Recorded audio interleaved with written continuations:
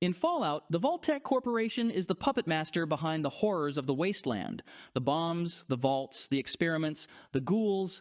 This company didn't just survive Doomsday, it engineered it, then build the survivors. Let's dive right into their origins and how all of this sets the stage for Fallout Season 2. The making of Vault-Tec. Vault-Tec began life in 2031, spun out of a nuclear defense contractor that saw a new revenue stream in civil defense. Officially, its job was simple: win federal contracts to design and build a nationwide network of high-tech fallout shelters, the vaults. These were marketed as turnkey survival systems, fusion-powered, stocked with food and water recyclers, medical bays, entertainment, armories, and of course, Pip-Boys for every resident. The same year, Vault-Tec bought and rebranded a college in Morgantown, West Virginia as Vault-Tec University, turning it into a pipeline for engineers, overseers, and corporate lifers, something we see directly in Fallout 76. Throughout the 2030s and 2040s, Vault-Tec embedded itself into the U.S. government's continuity of government planning. It worked alongside Poseidon Energy on secure, hardened facilities like Tibbetts Prison in Arizona, an automated prison run by an AI called Odysseus, or Ulysses, repurposed in 2040 as a primitive proto-vault to test long-term isolation on prisoners. They also collaborated with General Atomics International, which created the Mr. Handy line of domestic robots later seen inside many vaults.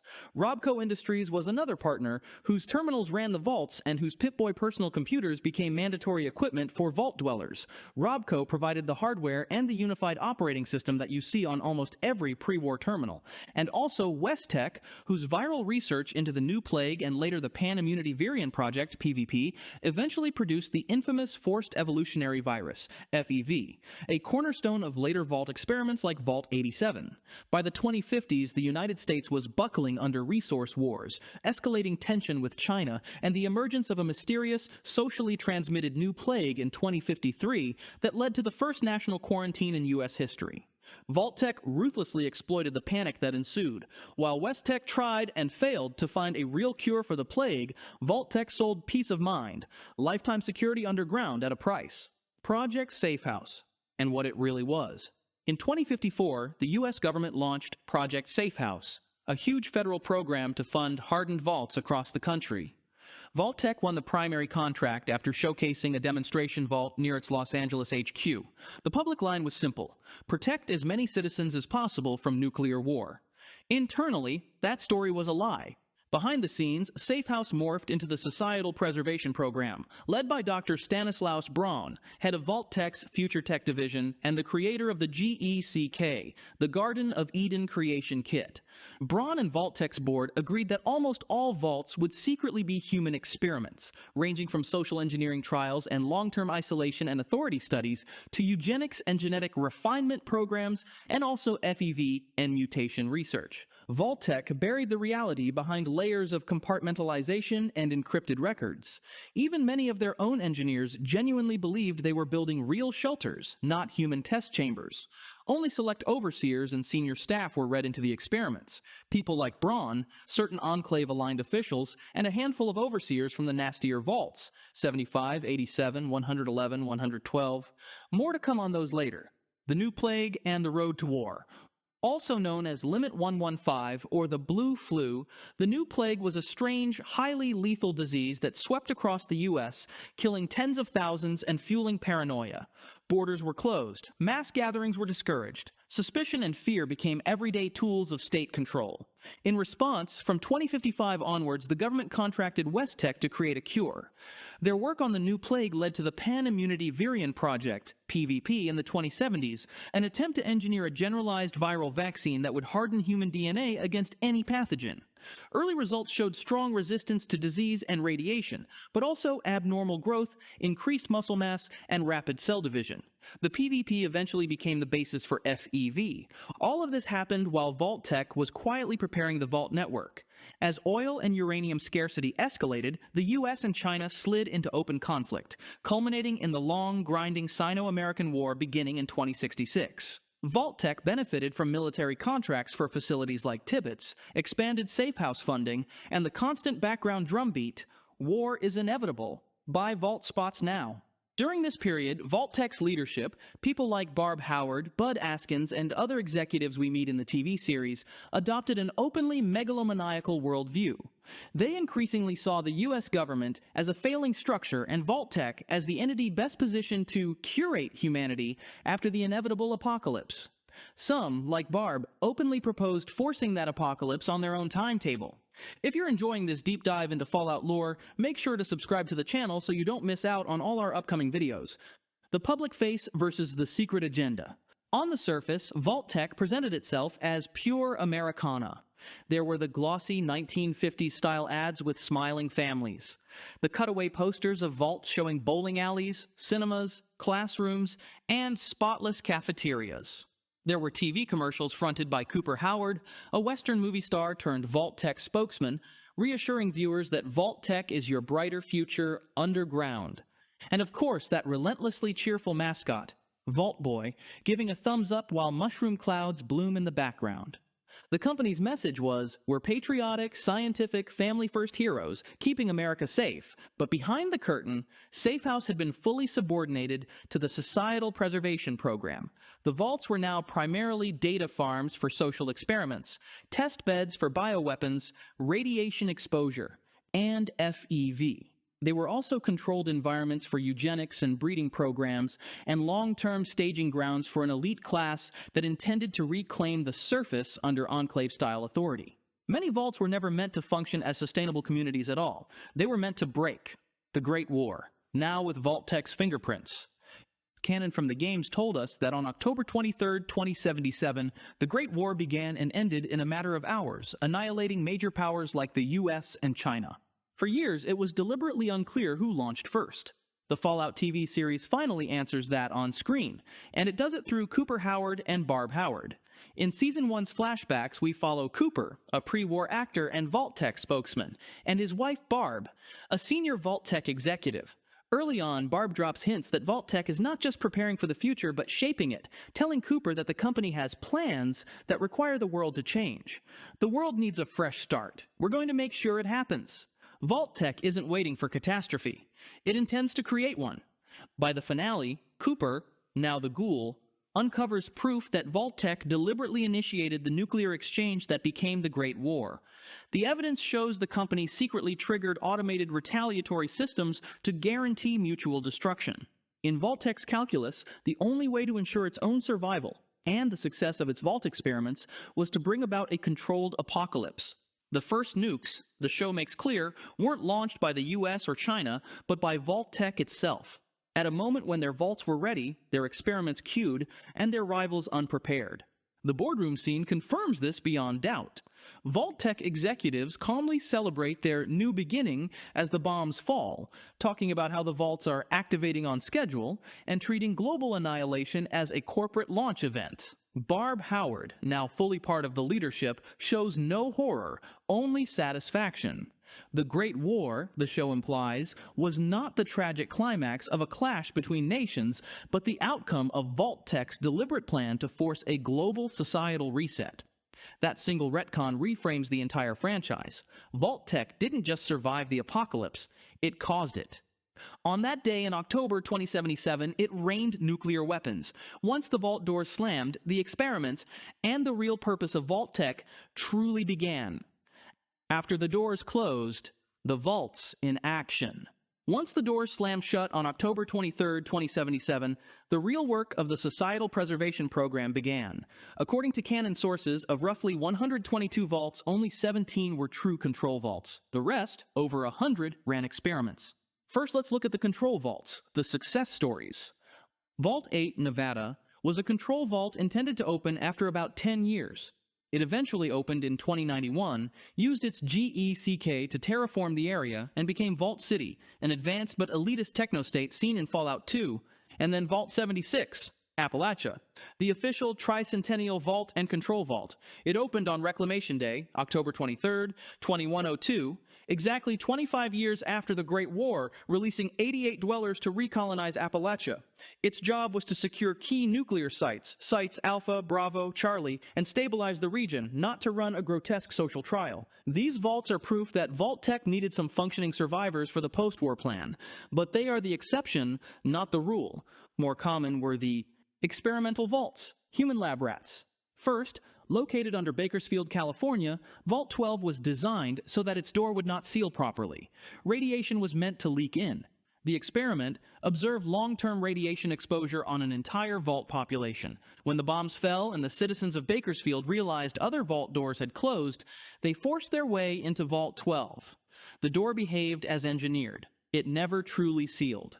Those who survived the initial bombardment slowly became ghouls, then emerged in the early 2080s to found Necropolis, the first fully ghoul-run city in the franchise.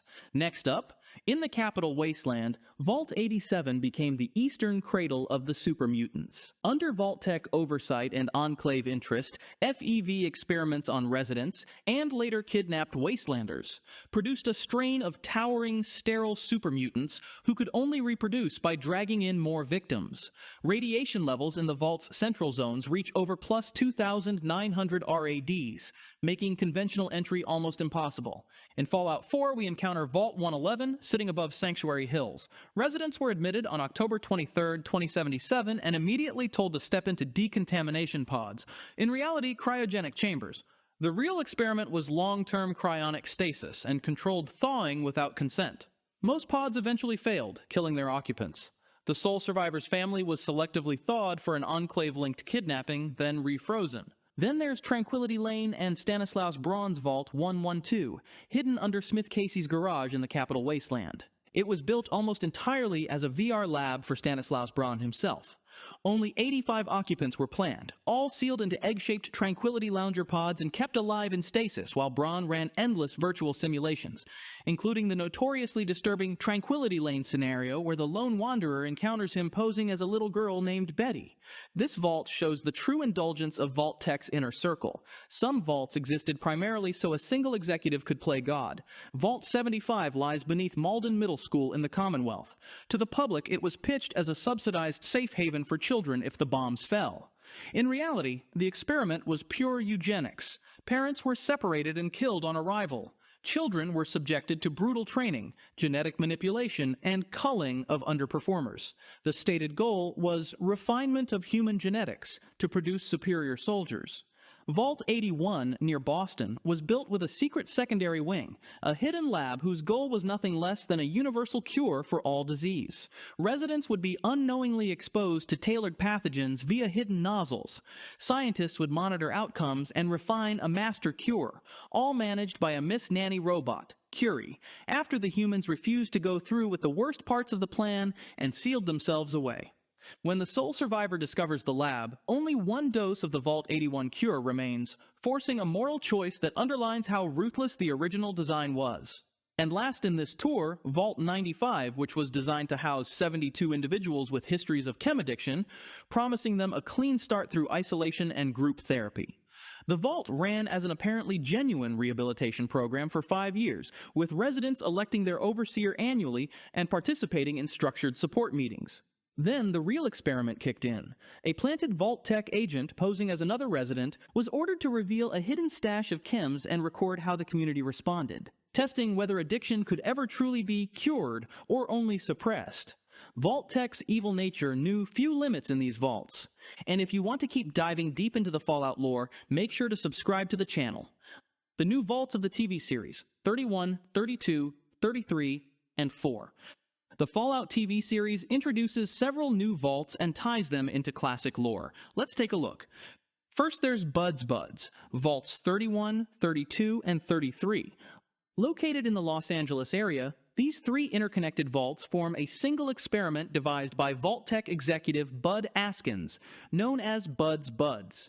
Vault 31 is not a normal community at all, but a sealed bank of cryopods containing junior Vault-Tec executives, Bud's hand-picked protégés, overseen by Bud's own brain in a mobile robot shell. Vault 32 is populated with genetically desirable civilians, healthy, attractive, intelligent. They believe they're just lucky Vault candidates, but they're actually a breeding pool. And Vault 33, Another population of curated survivors, run by overseer Hank McLean, Lucy and Norm's father. The triennial trade, every 3 years, serves as a ritualized exchange of spouses and goods between 32 and 33. In reality, it's a mechanism for Vault 31's executives to periodically integrate themselves into leadership and gene lines, creating generations of loyalist descendants who have no idea that their lineage is engineered. And then we have Vault 4 beneath Hawthorne Medical Labs outside Los Angeles. This vault is introduced in the series but also functions as a piece of classic Vault-Tec. Before the war, it was advertised on TV, with Cooper Howard promoting it as a technocratic paradise run by full-time scientists studying radiation and human DNA. Post-war, we see that Vault 4's genetic experiments, which were intended to create radiation-resistant humans, instead led to the creation of gulpers, amphibious axolotl-like human hybrids. This is demonstrated by the horrifying transformation of resident Peter, Benjamin's great-uncle, into Uncle Pete, a gulper that ultimately killed the Vault's original leadership. The Vault's lush atrium and seemingly functional society stand in sharp contrast with the horror lurking in its underbelly. Vault-Tec's image versus reality. Vault-Tec is the epitome of a two-faced corporation that will do anything to reach its goals, even at the expense of its workers, civilization, and the human race. Before the Great War, they sold themselves as kind, caring, patriotic, the smiling face of America's last hope, with slogans like "Courage today, victory tomorrow," and "Support our troops, buy war bonds today." Citizens would see posters and advertisements everywhere, showing the corporation as a family-first company keeping citizens safe from nuclear war, as a scientific marvel, building high-tech underground shelters with food, water, entertainment, and comfort, and as a symbol of optimism, complete with cheerful 1950s-style artwork. Smiling families waving goodbye to the surface as mushroom clouds bloom behind them. This bright, cartoonish aesthetic extended to their mascot, Vault Boy. His appearance, giving a thumbs up, winking, and smiling through disaster, sells the idea that everything's fine as long as you're in a vault, but it was all a massive data collection project to test how humans behave under duress, to observe psychological breakdowns, and to generate research data for the Enclave and the US government. This command structure leads us neatly to Vault 0, the master vault behind the vaults. So where does Vault 0 fit into all of this? In the wider Fallout lore, Vault 0 is the command vault. It was built bigger, deeper, and better supplied than the rest, designed to sit above the entire vault network. Instead of running a single experiment, its job was to coordinate all the other vaults and eventually help rebuild America using an army of robots, controlled by a hand-picked group of pre-war elites kept in cryo-sleep. Politicians, scientists, executives, the supposed best and brightest of the old world. Season 1 of the TV series never takes us into an actual place called Vault 0, but by the finale we're seeing the first layer of that idea in action, when Norm discovers the true nature of Vault 31. It's not a real community at all, but rather a storage vault, packed with Vault-Tec employees frozen in pods and overseen by Bud Askin's brain, mounted on a little roaming robot body. Those in cryosleep are a pool of overseers and executives that can be woken up one at a time to run Vaults 32 and 33 from behind the curtain, keeping the experiments on track. In other words, it's a hidden control vault, where the people who broke the world can sit in safety, watch the data roll in, and decide when and how they want to reclaim the surface. So while we haven't seen Vault 0 on screen by the end of Season 1, we have learned 3 crucial things that point toward it. Firstly, there's a frozen elite class of Vault-Tec executives. Second, there's a secret control layer sitting above the normal vaults. And finally, Lucy and the Ghoul are now heading out to find whoever is still in charge. When the show finally takes us to Vault 0, it's likely to be the place where all of those threads, the experiments, the executives, and Vault-Tec's real plan for the wasteland, come together. What to expect from Vault-Tec in Season 2. Without venturing into leaks or speculation beyond what's already implied by existing canon, Season 2 looks set to push Vault-Tec's story in a few logical directions.